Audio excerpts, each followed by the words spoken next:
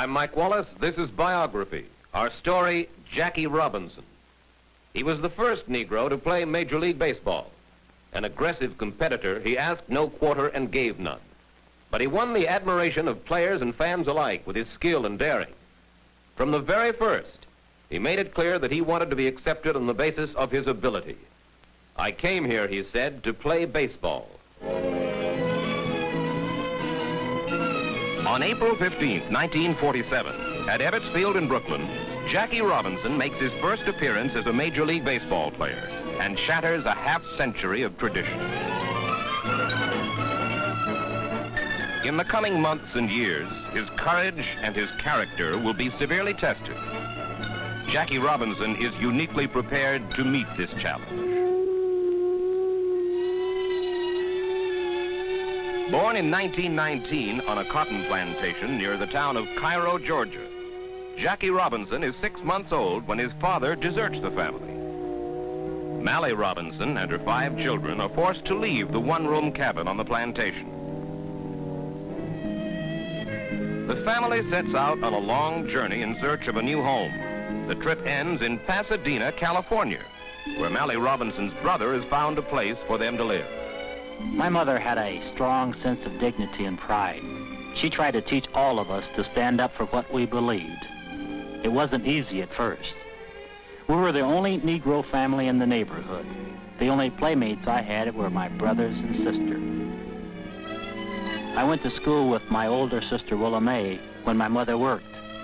I was too young to go to classes, so I waited outside. I learned to get along on my own, to make up my own games, and I played them by my own rules.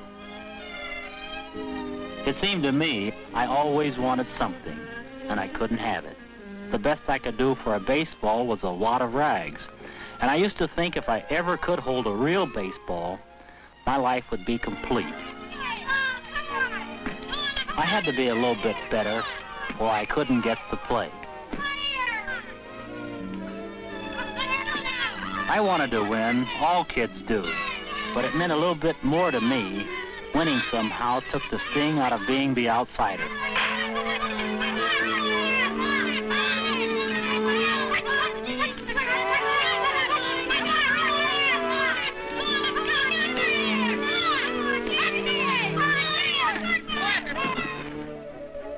My brother Mac was the star of the school's track team. When he was picked for the United States Olympic team in 1936, I was the proudest kid in the block.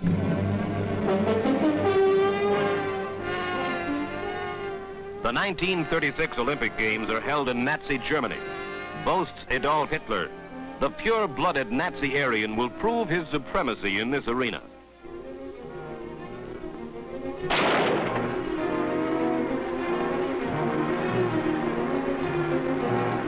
The competition does produce a Superman, but he is neither Aryan nor Nazi. He is America's great Jesse Owens. Mac Robinson is proud to play second to Owens in the 200-meter dash. Mac set the example for me, says Jackie. And at Pasadena City College, he drives himself relentlessly in practice and competition.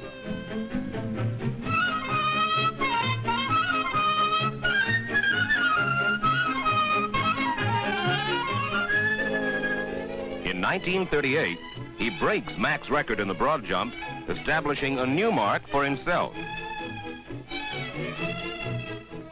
Jackie enrolls at UCLA in 1939. He has a vague idea that he wants to become a high school athletic coach, but his future plans are hazy, still uncertain. Football is the major sport at UCLA, and Jackie quickly becomes a mainstay of the team. He was a take-charge guy who hated to lose, says a friend, and you could be sure that big number 28 would always be in the thick of the action.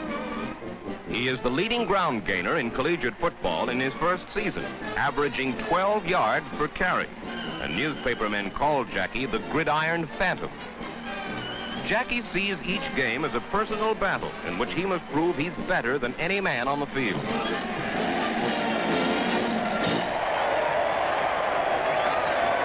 In one game against Stanford, he makes a spectacular punt return, although to begin with, he's surrounded by a host of Stanford players.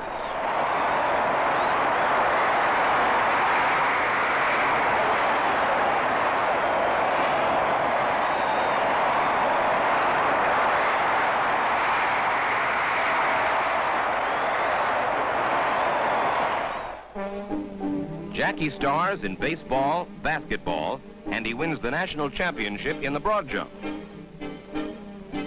In his senior year, he is called the best all-round athlete in America, the greatest Negro athlete of all time. Unquestionably, writes one reporter, he is the Jim Thorpe of his race.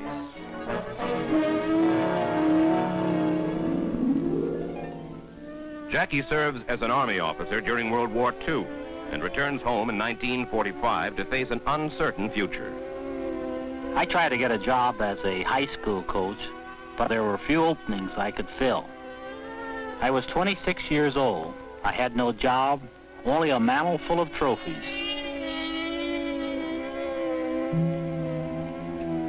He is an extraordinary athlete, and he longs to play professional baseball. But by gentlemen's agreement, no Negro is given the opportunity to play in the major leagues. Baseball booms in the post-war era. Fans flock to the ballparks as familiar stars return from military service. Men like Stan Musial, Ted Williams, and Joe DiMaggio.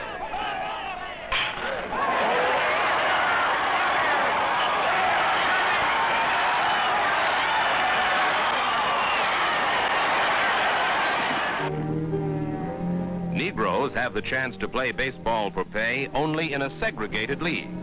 Robinson is delighted when the Kansas City Monarchs of the Negro American League offer him $400 a month to play ball.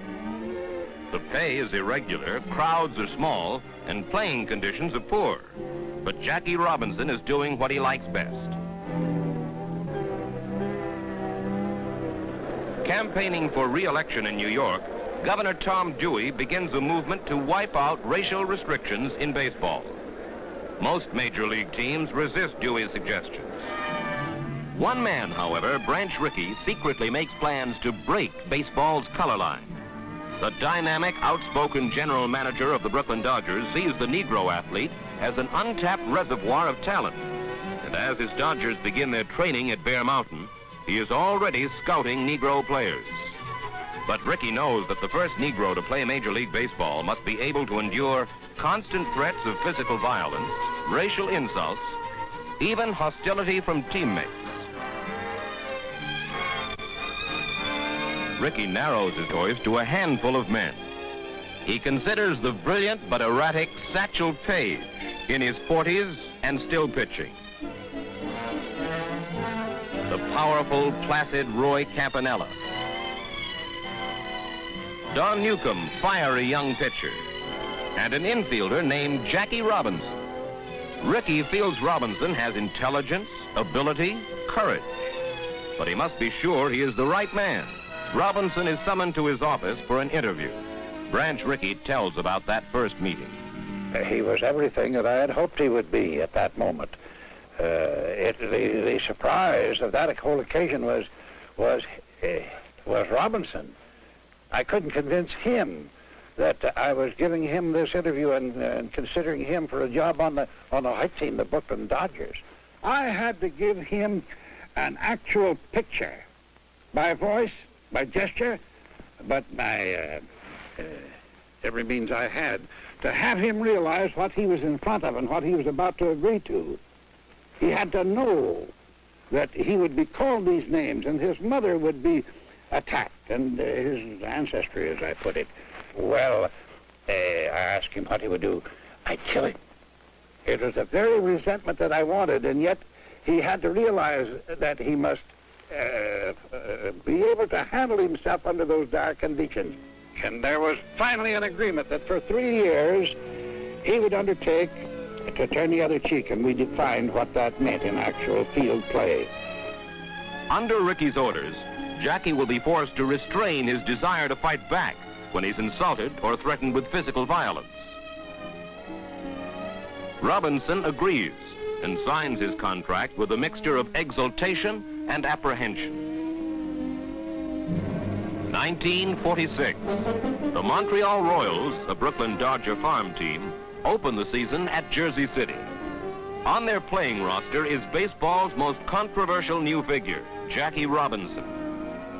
Spring training has been a harrowing experience for Robinson. During the barnstorming tour in the South, he has been reviled by fans and shunned by his own teammates.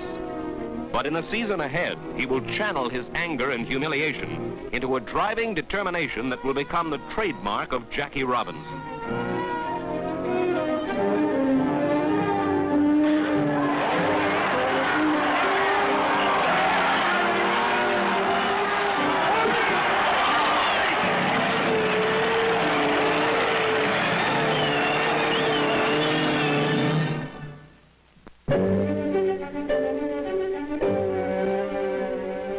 In 1947, the Brooklyn Dodgers and Montreal Royals begin spring training in Panama. Largely because of Robinson, Branch Rickey has been forced to move his teams out of the traditional training grounds in the South. Robinson knows there is resistance against him. Dodger players have signed a petition protesting his appearance on the field. The challenge of acceptance by his teammates, that was the first hurdle that had to be made. And there was the petition on the club. We've never advertised that. Dixie Walker, an eminent gentleman, and Stanky, a Mobile boy, and they were opposed to it. Tremendous opposition to it at the time. I didn't decide to put him on the Brooklyn Club until a Saturday before the opening on Tuesday of the National League season. That first day, I tried to tell myself it was just another game. I tried to blot out the sounds and the excitement, but I couldn't do it. There was so much riding on this game, not only for me, but for Mr. Rickey. I could see Mr. Rickey catching every ball with me. He kept urging me to be more aggressive. He was such an inspiration to me. I know I couldn't have made it without him. Jackie Robinson proves he can hold his own on the playing field. But he is still the outcast, forced to live in separate hotels. He has no roommates and is known as the loneliest man in baseball. Forced to turn the other cheek, he must let his baseball ability speak for him.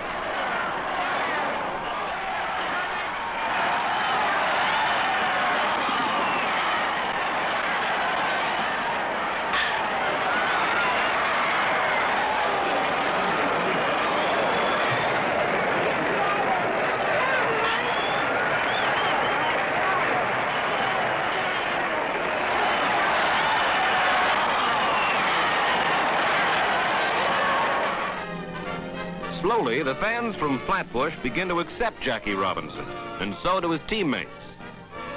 Says Branch Rickey, the players rallied to his defense, and it caused the glue on the club that molded them into a pennant-winning team. For the Brooklyn Dodgers, it's the first pennant in 6 years. Brooklyn fans shower their affection on the beloved bum. Jackie Robinson crowns his first season in the major leagues by being named Rookie of the Year. Branch Rickey couldn't ask for anything more.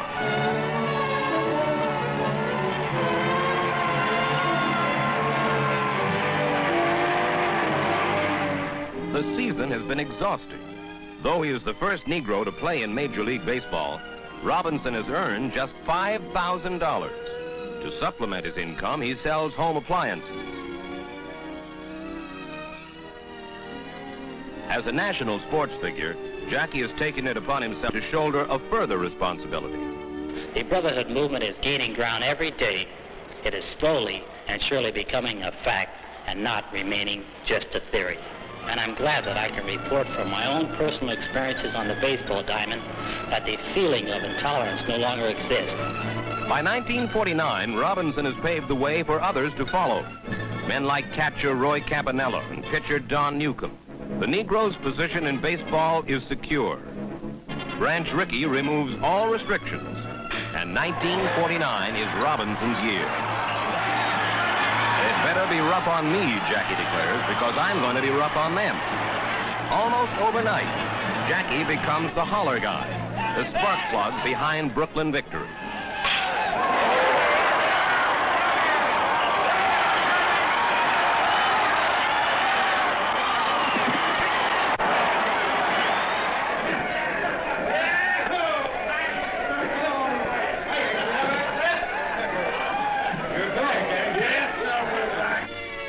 July 1949. Jackie Robinson is unexpectedly cast into the political spotlight. With his wife Ray by his side, The mature and confident Jackie Robinson testifies before the House Un-American Activities Committee. I've been asked to express my views on Paul Robeson's statement in Paris to the effect that American Negroes would refuse to fight in any war against Russia because we love Russia so much.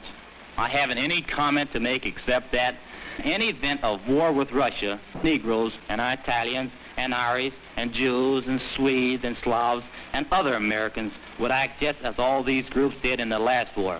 They'd do their best to keep their country out of war. If unsuccessful, they'd do their best to help their country win the war against Russia or any other enemy that threatened us.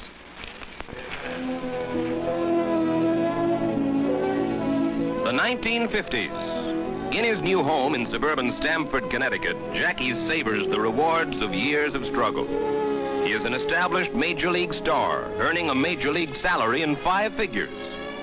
In the off-season, he can relax with his family, enjoying economic security he never knew in childhood.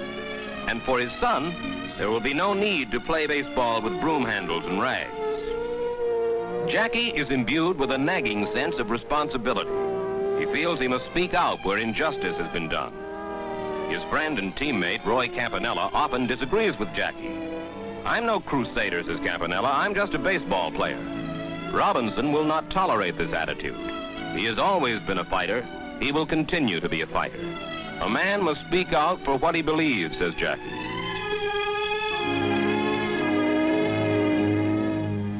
Robinson is now more than a ball player. He is, by circumstance, a representative of his race. We were put through the usual bag of tricks right in this state. At first, we were told that the house we were interested in had been sold just before we inquired. Or we would be invited to make an offer, a sort of a seal bid, and then we'd be told that the offers higher than ours had been turned down. Then we tried buying houses on the spot for whatever price was asked. They handled this by telling us the house had been taken off the market. And once we met a broker who told us he would like to help us find a home, but his clients were against selling to Negroes. And whether or not we got a story with the refusal, the results were always the same. He is praised for his explosive play in the field, but is sometimes criticized for deliberately engaging in controversy. Jackie is a guy who likes to mouth off, many say. He's a troublemaker. And Jackie himself admits, "My temper cost me my popularity." 1955, Jackie Robinson is 36. He is the elder statesman of the Dodgers. He occupies a center locker, a special mark of distinction. 9 hectic years in the majors have been filled with controversy. In the twilight of his baseball career, reporters call him the old gray fat man. His legs lack speed, agility. His reflexes are sluggish.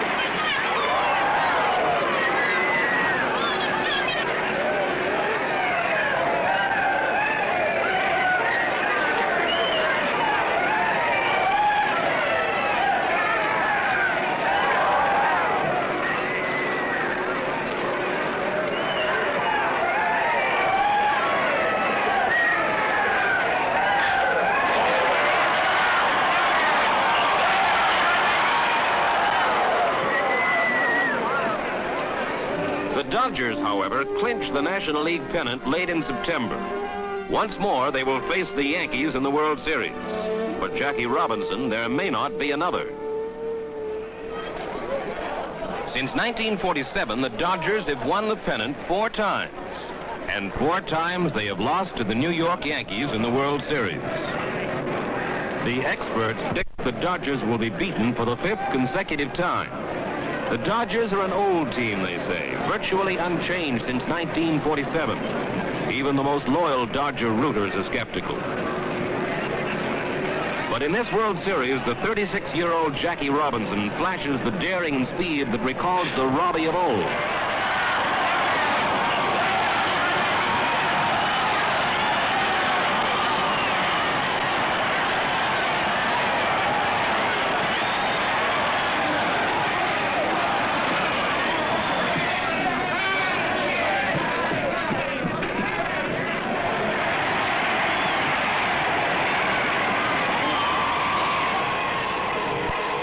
Sparked by Robinson, the Dodgers win the 1955 World Series.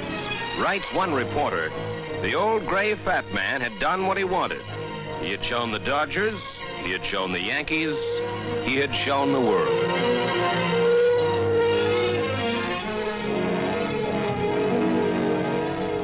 By the end of 1956, after a furious decade in baseball, Jackie Robinson has decided to retire. I had decided that I'd used up the good years. I didn't want to work out the string as a pinch hitter or a part-time player. Most of all, I wanted security for my family. I had considered the possibility of becoming a manager, but when the president of Chock Full of Nuts, Mr. William Black, offered me a job as vice president in charge of personnel, I was so impressed by the man and the company that I decided to start my new career here. What appealed to me most was that I wasn't being hired in order to have my name adorn a letterhead, but I was being asked to join the company and become an integral part of the organization. The job was and still is a challenge, but that's the way I like it.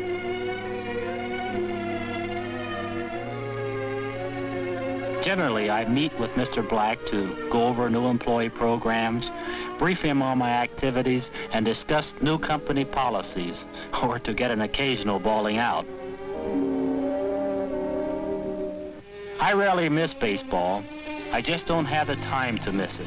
But if I did, it would be the playing. I never felt comfortable as a spectator. Looking back now on my days in baseball, I can remember times when I was advised not to press issues or speak out when I felt it was necessary. But I couldn't do that. I believe that a man is judged on more than the power of his hands and legs. He's judged also on the strength of his mind and his character.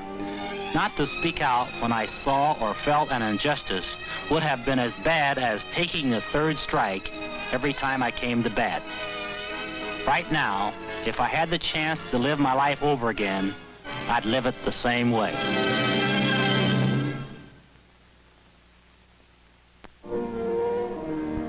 In July of 1962 at Cooperstown, New York, Jackie Robinson receives baseball's highest honor. He is elected to the Hall of Fame. He sees it as the crowning achievement of his career. Says Jackie Robinson, "This is the proudest day of my entire life."